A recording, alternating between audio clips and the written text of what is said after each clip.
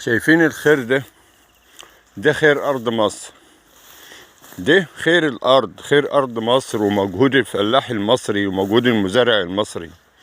خير بجد، مش خير على شاشات التلفزيون ولا خير بالكذب ولا بالتضليل ولا أي شيء. ده خير في الأرض ومجهود الفلاح وتوفيق ربنا سبحانه وتعالى وخير أرض البلد دي. فلما أكون أزرع الخير ده في أرض مصر، في أرضي، في أرض بلدي، وبجتهد وبعمل اللي عليا وبعمل كل اللي أقدر عليه عشان أساهم في إن أنا أعيش كويس وبلدي تعيش كويس، وبعدين أجي أتعرض لأي مشكلة واشتري مواشي من جمعية أو من شركة أو من أي مكان أيا ما تكون الجهة اللي هي تابعة لها، واشتكي وأقول يا جدعان أنا اشتريت المواشي ده والمواشي موبوءة وماتت، وأنا راجل بسيط بتعرض للمهزلة دي، وإن كنت بكسب قليل ولا كتير، أما يموت مني مواشي بنص مليون جنيه وأنا راجل دخلي ما يتعداش 100 جنيه. فده أي مزارع زي أي مزارع، ماليش حاجة اختراع لوحدي يعني. يقوم يدخل واحد أيا ما يكون هو يقول ده خاين، ده خاين وعميل. خاين وعميل ليه؟ المفروض ان نعمل ايه؟ نسكت على الفساد، نسكت على الغلط عشان اكون وطني واكون كويس؟ لا طبعا، لا والف لا.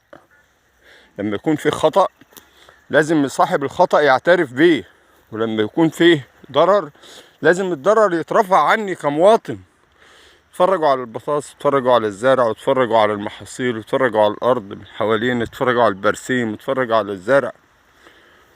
يعني لمصلحة مين؟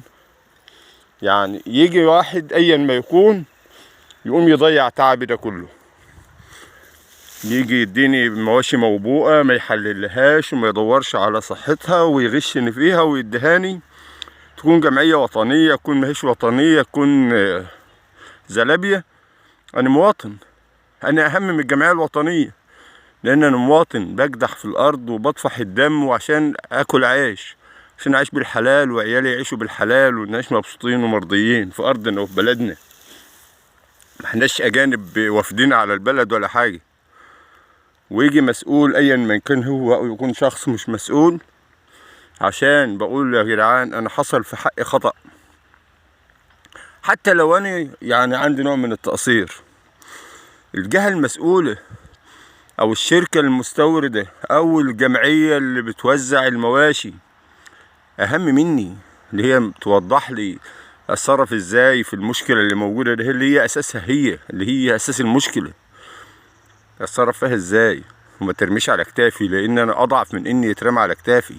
أنا مواطن بسيط، مانيش جمعية ولا أنا شركة ولا أنا دولة ولا أنا أي شيء.